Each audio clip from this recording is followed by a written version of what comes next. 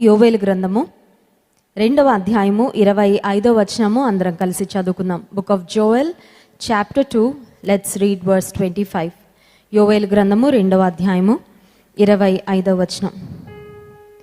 మీరు కడుపార తిని తృప్తి పొంది మీ కొరకు వింత కార్యములను జరిగించిన మీ దేవుడైన యెహోవా నామమును స్తుతించినట్లు నేను పంపిన మిడతలను, గొంగళి పురుగులను, పసరు పురుగులను, చీడ పురుగులను అను నా మహా సైన్యము తినివేసిన సంవత్సరముల పంటను మీకు మరలా ఇత్తును. ఇంకొకసారి అందరం కలిసి చదువుకుందాం.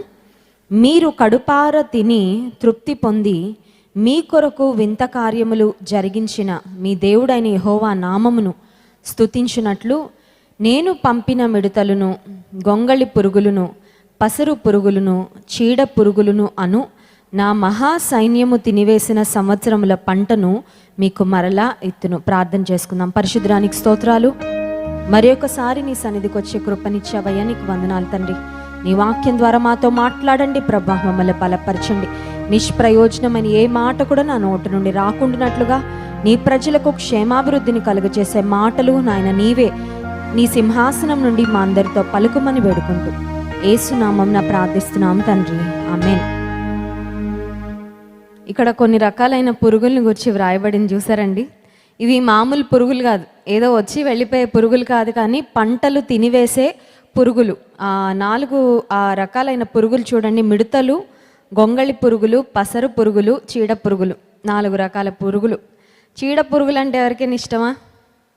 చెదలు, చెట్లు తినేసే పురుగులు, పంటలు తినివేసే పురుగులు. చాలాసార్లు కష్టపడి పొలంలో రైతులు మంచిగా గింజలు నాటుతారు, విత్తనాలు మొలిచి చక్కగా మొక్కలు వస్తున్న తరుణంలో, లేకపోతే చక్కగా పంట విరగబూసిన తర్వాత ఎప్పుడైతే ఈ పురుగులు వచ్చి పంట మీద దాడి చేస్తాయో, ఉదయం వచ్చేసరికి మొత్తం పంటకంతా పురుగు పట్టుంటే ఆ రైతు యొక్క మనసు, గుండె చాలా బరువెక్కిపోద్ది. ఎందుకంటే ఇన్ని నెలల ప్రయాస ఈ పురుగులు అలా వచ్చి తినేస్తున్నాయే, నా కష్టానికి తగిన ప్రతిఫలం నేను పొందుకోలేకపోతున్నాను, నేను ఈ నష్టంలోకి, ఒక లాస్లోకి వెళ్ళిపోతానేమో, ఏ డబ్బునైతే నేను ఇన్వెస్ట్ చేసి, ఏ డబ్బును బ్యాంక్ నుంచి రుణంగా తెచ్చుకొని, లోన్గా అప్లై చేసి తెచ్చుకొని ఈ పంటను, లేకపోతే పొలంలో గింజలు, విత్తనాలు నాటానో, తగిన పంట చేతికొచ్చే సమయానికి ఈ పురుగులు వచ్చి తినివేశాయని చాలా తీవ్రంగా నిరాశ పడిపోతారు, డిసప్పాయింట్ అయిపోతారు.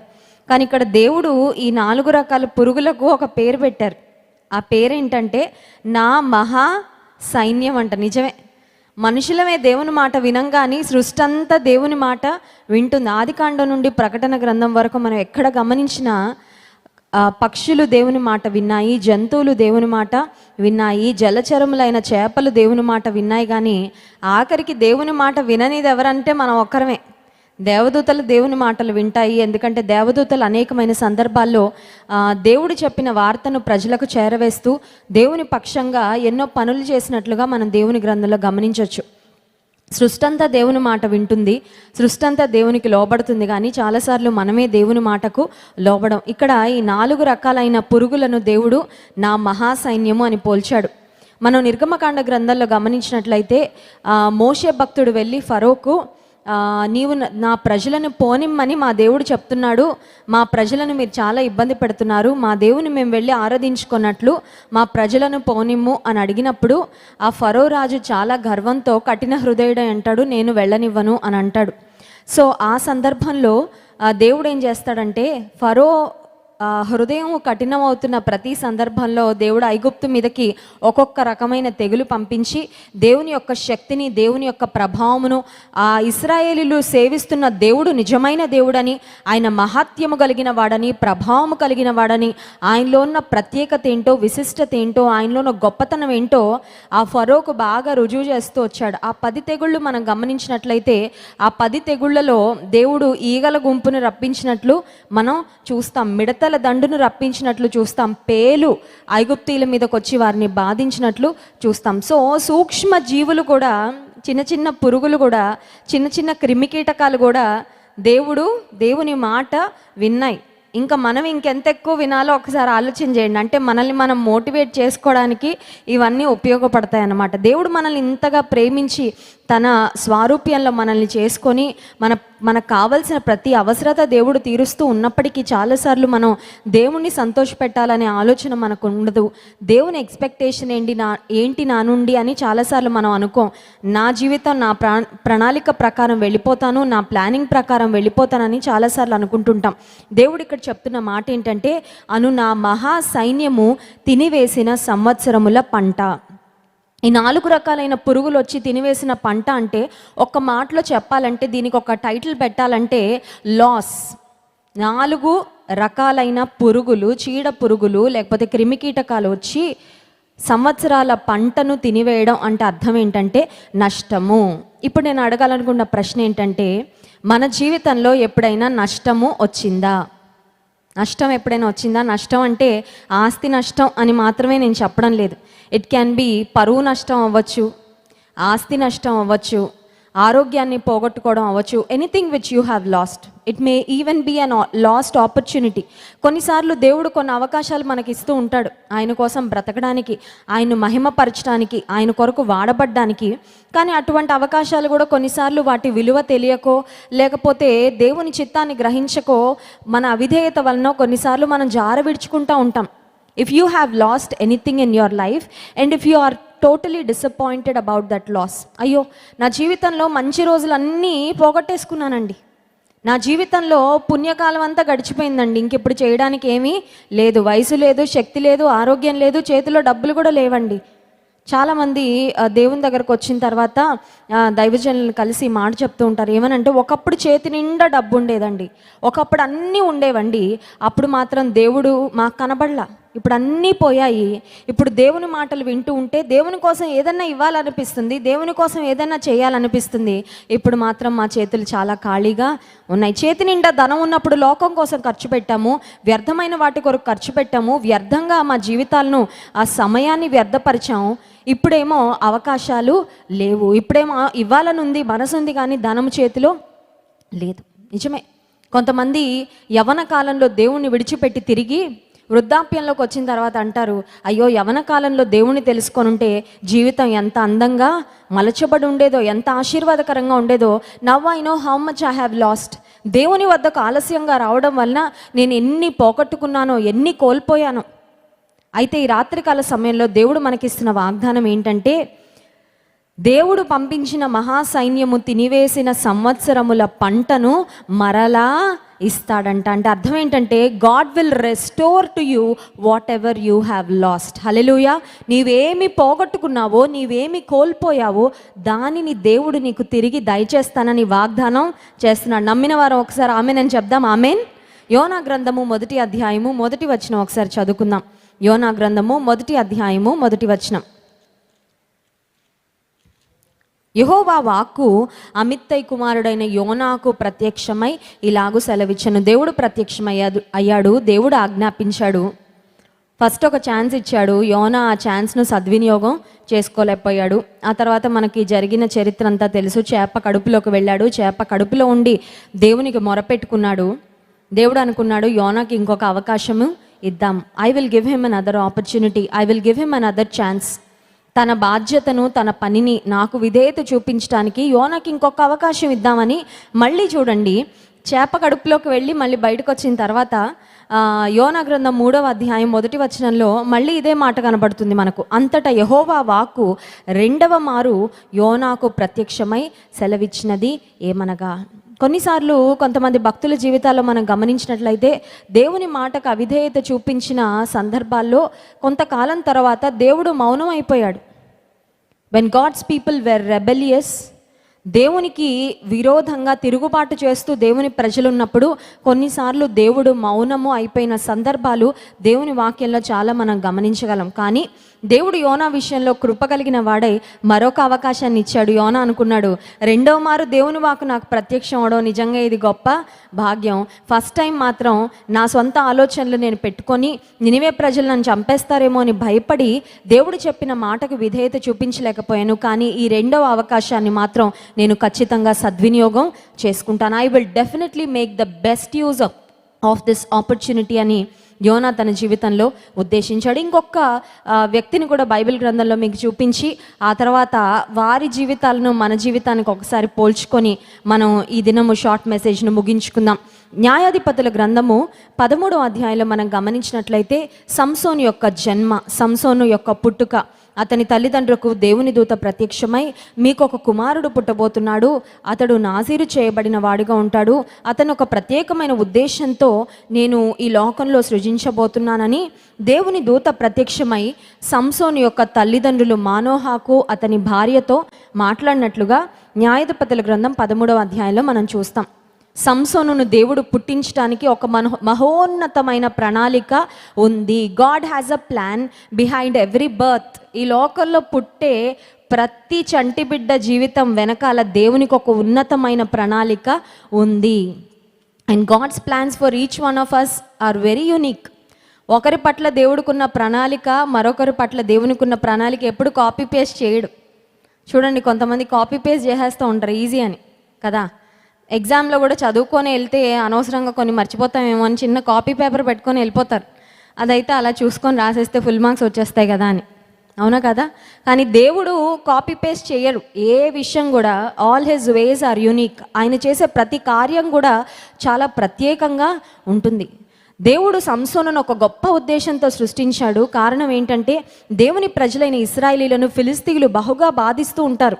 ఫిలిస్తీయులను ఎదిరించడానికి, ఫిలిస్తీయులను జయించడానికి సంసోనుకు ఒక ఎక్స్ట్రాడినరీ స్ట్రెంగ్త్ దేవుడిచ్చి సంసోనును ఒక న్యాయాధిపతిగా దేవుని ప్రజలను పరిపాలించడానికని ఉద్దేశించి తన తల్లిదండ్రులకు దేవుడు అనుగ్రహిస్తాడు. సరే, పుట్టుక నుంచే తల్లి చెప్తూ ఉంటుంది, బాబు నువ్వు you are not an ordinary child, నువ్వు సామాన్యమైన వాడివి అని అనుకోవద్దు, అందరి పిల్లల లాంటి వాడివి కాదు, నీలో ప్రత్యేకమైన తలాంతులు ఉన్నాయి, నీలో ప్రత్యేకమైన వరాలు ఉన్నాయి, నీ జీవితానికి దేవునికి ఒక ఉద్దేశం ఉంది. నువ్వు పుట్టకముందే దేవుని దూత మాకు ప్రత్యక్షమై దేవుడు మాకు కొన్ని మాటలు చెప్పించాడు నీ గురించి, అందుకే నేను జాగ్రత్తగా పెంచాలి నాయన అంటే కొంతకాలం వరకు బాగానే పెరిగాడు. ఒకానొక సమయం వచ్చేసరికి, యవ్వన కాలంలోకి వచ్చేసరికి తన శరీరాశలను నెరవేర్చుకోవడానికి చిన్నగా హీ స్టార్టెడ్ గెటింగ్ డైవర్టెడ్. తన జీవితంలో చిన్నగా దేవుని వైపు నుండి లోకం వైపుకు ఆకర్షించడం ప్రారంభించాడు. ఆ ఆకర్షణ ఎంత భయంకరంగా తన జీవితాన్ని మార్చేసిందంటే, ఫిలిస్తీయులకు శత్రువుగా ఉండి ఫిలిస్తీయులను జయించాల్సిన, ఫిలిస్తీయులతో పోరాడవలసిన సంసోను ఫిలిస్తీయ స్త్రీలను ప్రేమించడం, ఫిలిస్తీయ స్త్రీలను వివాహం చేసుకోవాలని ఆలోచించడం, దాని గురించి తన తల్లిదండ్రులతో డిస్కషన్ పెట్టడం, ఇవన్నీ జరుగుతుందన్నమాట. అంటే సంసోన్ జీవితంలో ఏది చేయకూడదో ఎగ్జాక్ట్గా అదే చేయడానికి తాను తీర్మానం తీసుకున్నాడు. అప్పుడు తన తల్లిదండ్రులు వారిస్తారు, మన వాళ్ళలో ఎవరు లేరనుకుంటున్నావు అని. ఆయన చాలామంది ఉన్నారు, why are you making this wrong decision అని చెప్పినప్పుడు సంసోను మాత్రం తన తల్లిదండ్రుల మాట వినడు. ఆమె నాకు ఇష్టమైనది అని అంటాడు. సో సంసోను జీవితంలో 3 స్త్రీలు మనకు కనబడతారు. తిమ్నాతులో ఒక స్త్రీ, రెండవది గాజా అనే ప్రాంతంలో ఒక వేశ్య, మూడవదిగా దెలీలా అనే ఒక వ్యక్తి, సొరెక్కు లోయలో ఉన్న దెలీలా అనే స్త్రీ. మొదటి స్త్రీతో కొంతకాలం స్నేహం చేశాడు, ఆ తర్వాత బాగానే వదిలించేసుకున్నాడు. ఆ తర్వాత రెండో స్త్రీ విషయంలో కూడా అంతే. తను అనుకున్నాడు, ఏముందిలే స్త్రీలు, ఆఫ్టర్ ఆల్ నాకున్న బలం ముందు, నాకున్న జ్ఞానం ముందు, నాకున్న స్ట్రాటజీ ముందు మరి ఫిలిస్తీన్లను నేను చాలా ఈజీగా జయిస్తున్నాను. గాడిద దవడ ఎముకతో 1000 మంది ఫిలిస్తీన్లను చంపేశాడు. 300 నక్కల తోకలను కలిపి కట్టి నిప్పు పెట్టి ఫిలిస్తీన్ల యొక్క చేలలోకి పంపించాడంట. ఒక్క నక్కను పట్టుకోవాలంటేనే చాలా కష్టం. 2 నక్కల తోక మధ్యలో ఒక దివిటి పెట్టాలంటే 2 నక్కలు వచ్చి కరిసేయంటే ఇంక సంసోన్ పరిస్థితి ఏంటో ఒకసారి ఇమాజిన్ చేసుకోండి. చాలా బలాఢ్యుడు, చాలా బలవంతుడు, వెరీ టాలెంటెడ్, ఎక్స్ట్రీమ్లీ టాలెంటెడ్. సంసోన్ అనుకున్నాడు, పాపంతో అలా ఆడుకోవచ్చు అనుకున్నాడు. I can play with sin, I can have fun with sin. నేనేం కావాలనుకుంటే అది చేయొచ్చు, ఎప్పుడు కావాలంటే అప్పుడు పట్టుకోవచ్చు, ఎప్పుడు కావాలంటే అప్పుడు వదిలేయచ్చు అనుకున్నాడు. ఈ 3వ స్త్రీ మాత్రం సంసోన్ గట్టిగా పట్టేసింది. పాస్టర్ గారు చెప్తూ ఉంటారు కదా, ఒకసారట ఒక ప్రాంతంలో నీటిలో కొన్ని చెక్కలు, కొన్ని దుంగలు, కొన్ని ట్రీ ట్రంక్స్ ఉంటాయి కదా, మంచి టేకు చెట్ల యొక్క ట్రంక్స్ అవన్నీ అలా వాటర్లో వచ్చేస్తుంటే కొంతమంది వాటిని దొంగతనం చేసి వాటిని అమ్ముకుంటూ ఉండేవారట. ఒకసారి ఒక వ్యక్తి అలాగే ఆ నీటి ఒడ్డుకు వెళ్ళాడు, జాగ్రత్తగా గమనిస్తున్నాడు. ఏమైనా టేకు చెక్కలు అలా నీటిలో కొట్టుకుంటూ వస్తే వాటిని చక్కగా పట్టుకెళ్ళిపోయి అమ్ముకుందాం అనుకున్నాడు. బ్రౌన్గా ఏదో అలా అలా వస్తూ ఉంటే, అబ్బా చాలా పెద్ద బలమైన టేకు చెక్క నాకు దొరికింది, దీన్ని అమ్ముకుంటే నా కష్టాలన్నీ తీరిపోతాయి, నా అప్పులన్నీ తీరిపోతాయని చాలా ఫాస్ట్గా ఇంకెవరికైనా దొరుకుతుందేమో, ఇది మిస్ అయిపోతుందేమో అనే ఆతురతతో ఈదుకుంటూ వాటర్లో వెళ్ళి దాన్ని పట్టుకున్నాడంట.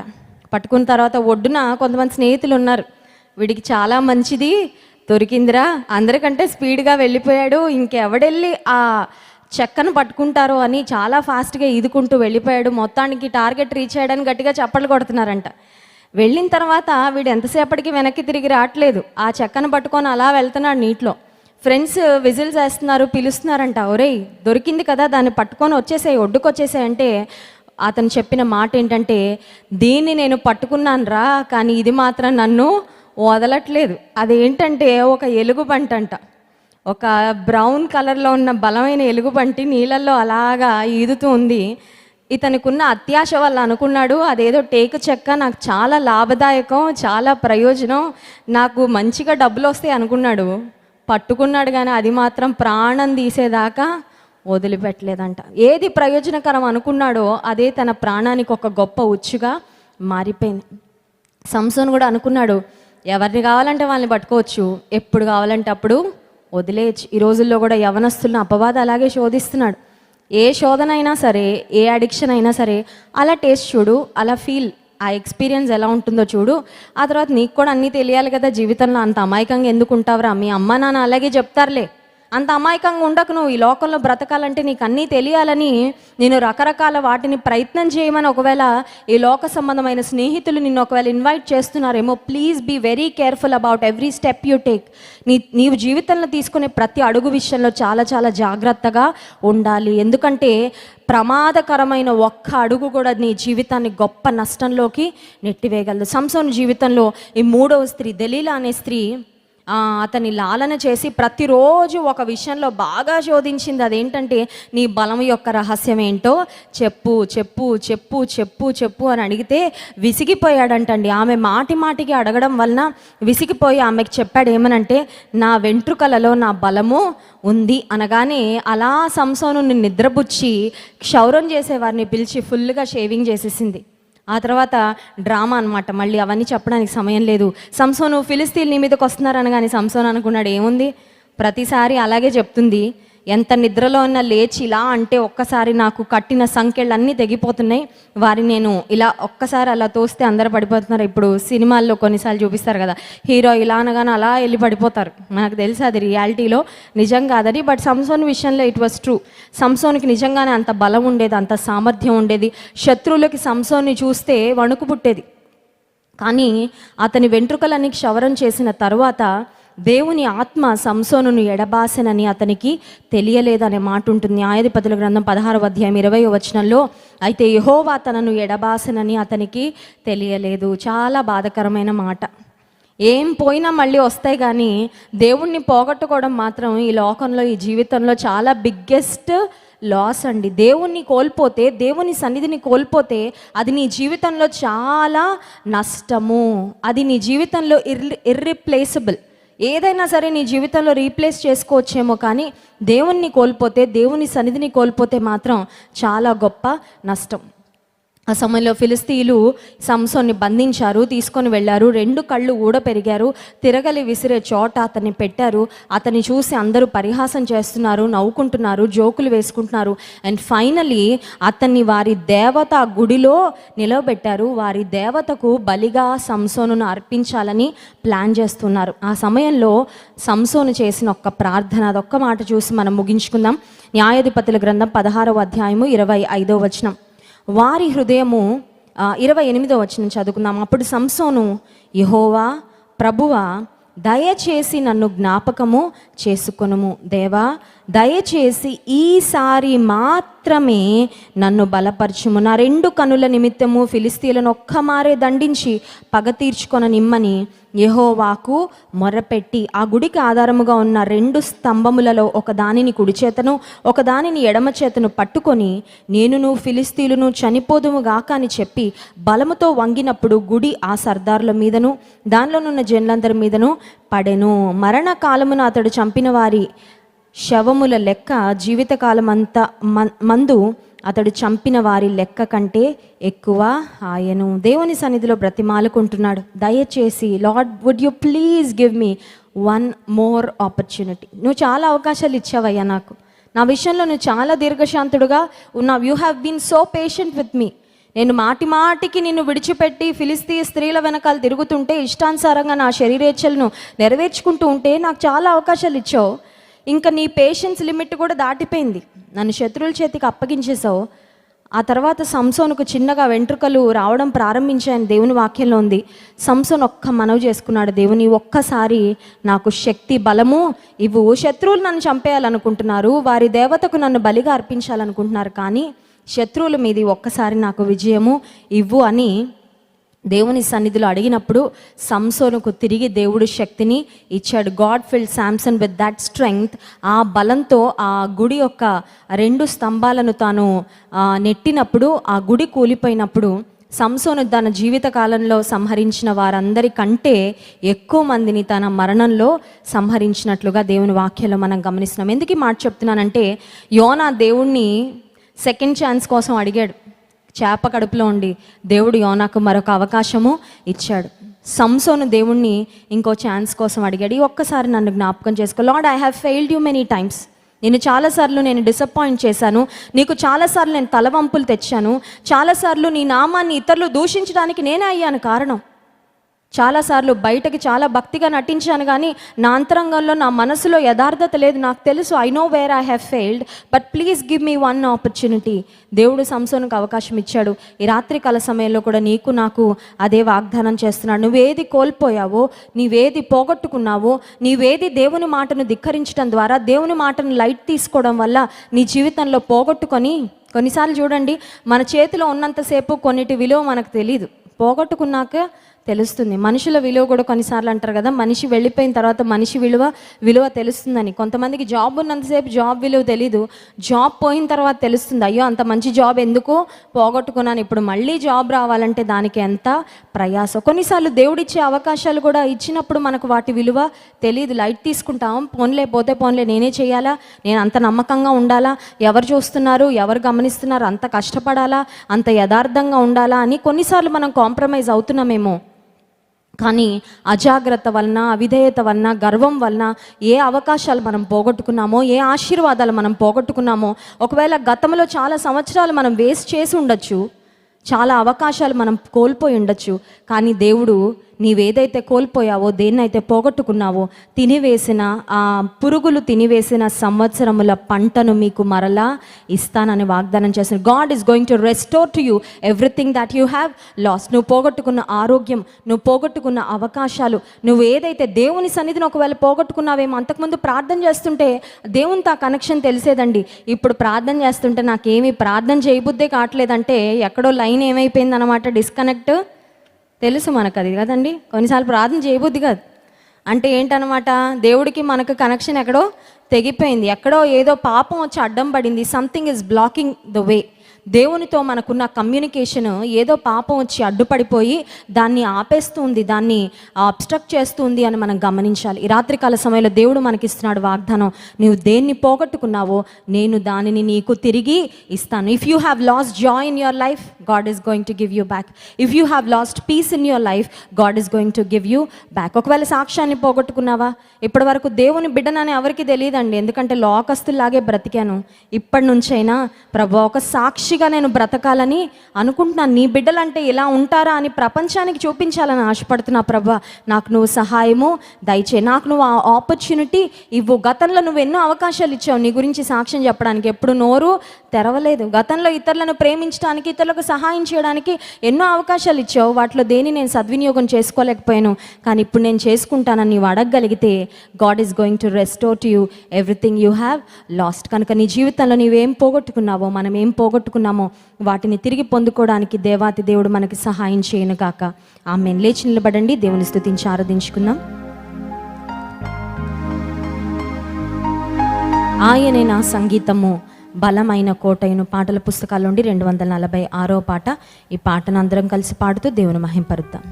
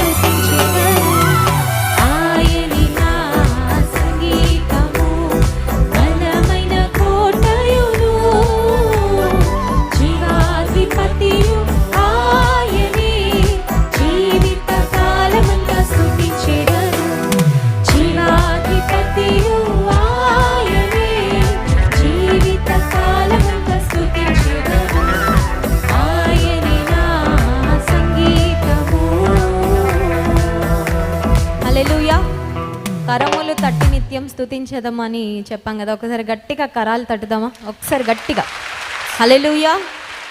అందరం కళ్ళు మూసుకొని 2 చేతుల ఆకాశం వైపెత్తి, కన్న తల్లి చేర్చినట్లు మనల్ని చేర్చేవాడు.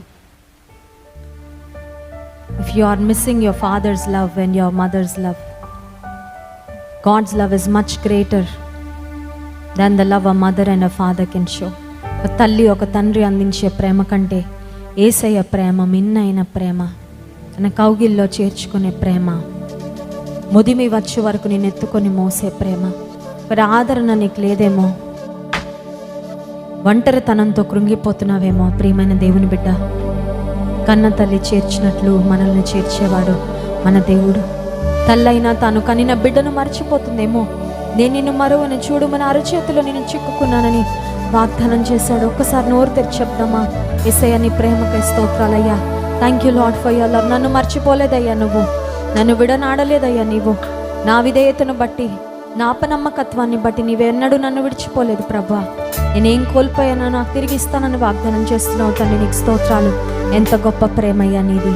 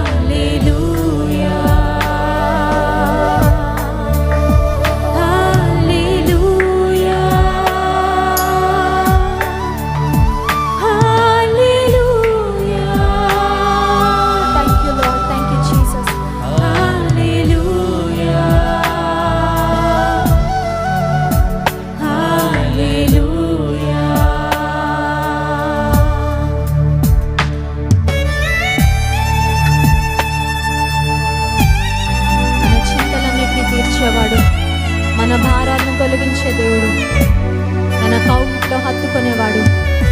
యేసయ్య లాంటి ప్రేమ ఈ లోకంలో ఎక్కడ దొరకదు. నీ గొప్ప ప్రేమకై స్తోత్రాలయ్యా.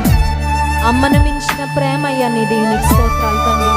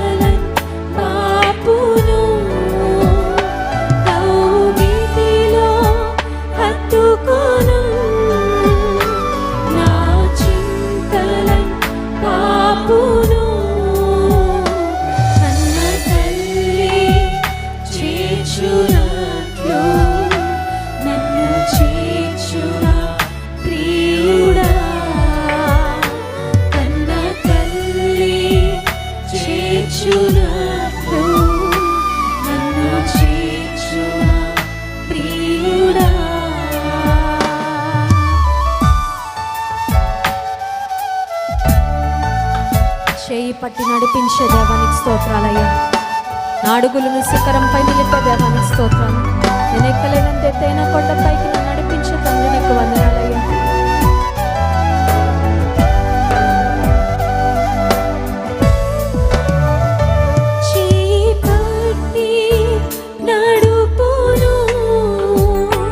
శిఖరముపై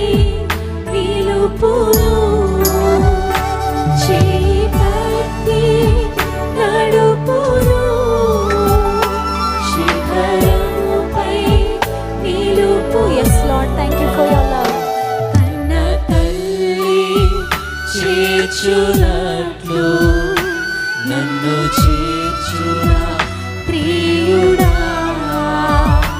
కన్న తల్లి చేర్చునట్లు నన్ను చేర్చునా. ప్రతి ఒక్కరం రెండు చేతులెత్తి హల్లెలూయా హల్లెలూయా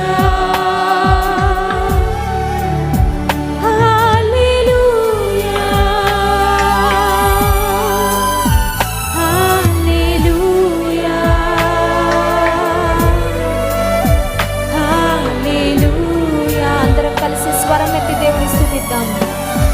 హల్లెలూయా ప్రైజ్ యు హల్లెలూయా హల్లెలూయా హల్లెలూయా. పరిశుద్ధుడా, పరిశుద్ధాత్ముడా నీకు స్తోత్రాలయ్యా. మా మధ్యలో ఆత్మరూపిగా సంచరిస్తున్న మా తండ్రి నీకు స్తోత్రాలు. నీ బలమైన కదలికను ఈ రాత్రికాల సమయంలో మేము చూడగలుగుతున్నాం ప్రభా.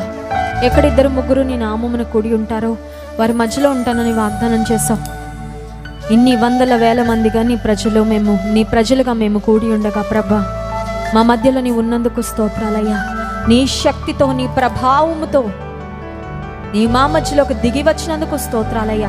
మా స్తుతుల సింహాసనముపై నీవు ఆసీనుడవు అయ్యావని నీకు స్తోత్రాలు చెల్లించుకున్నాం. క్రైస్ట్ వర్షిప్ సెంటర్లో నుండి అనేక మంది నిజమైన ఆరాధికులు, దావీదు వంటి ఆరాధికులను నీవు లేపబోతున్నావయ్యా. నీకు స్తోత్రాలు. ఆత్మతో సత్యముతో నిన్ను ఆరాధించే వారముగా విరిగి నలిగిన హృదయము నీకు ఇష్టమైన బలం సెలవిచ్చావు ప్రభా. అట్టి హృదయముతో నిన్ను సేవించే బిడ్డలుగా మమ్మల్ని అందరినీ నీవు ఆయత్తపరచు ప్రభా. ఈ రాత్రికాల సమయంలో మరొకసారి నీ స్వరం మేము వినడానికి వచ్చామయ్యా. నువ్వు మాట్లాడు తండ్రి. నీవు మాట్లాడితే, నీవు పలికితే జీవితాలు బాగుపడతాయి. మనసుకు తగిలిన గాయాలు మాన్తాయ్యా. మనశ్శాంతి లేని వారికి మనశ్శాంతి వస్తుంది ప్రభా. నెమ్మది లేని వారికి నెమ్మది కలుగుతుంది. వ్యాధిగ్రస్తులు స్వస్థత పొందుకుంటారు. కనుక ఈ రాత్రికాల సమయంలో గొప్ప కార్యాలు చేయండి. బలమైన నీ శక్తిని, నీ ప్రభావమును నాయన మేము చూచినట్లు సహాయము చేయండి. ఈ వాక్యము ద్వారా సూటిగా తేటగా మాతో మాట్లాడండి. ప్రతి విధమైన అంధకార శక్తులను యేసు నామమున బంధిస్తున్నాం ప్రభా. ఈ సంఘమునకు, మీ దైవజనులకు, మా పరిచర్యకు, మా కుటుంబాలకు విరోధముగా రూపించబడిన ఏ ఆయుధము వర్ధిల్లదని, మాలో ఉన్న నీవు లోకంలో ఉన్నవాని కంటే గొప్పవాడవని నిన్ను స్తుతిస్తున్నాం ప్రభా. నీ వాగ్దానం నెరవేర్చండి. గొప్ప శక్తితో, బలముతో, అన్ని విషయాలు పరిపూర్ణమైన జయముతో మమ్మల్ని నింపుమని వేడుకుంటూ ఘనత, మహిమ, ప్రభావం నీకే చెల్లిస్తూ ఈ స్తుతి, ఆరాధన, ప్రార్థన యేసు నామమున నీకే సమర్పిస్తున్నాం తండ్రి. ఆమేన్.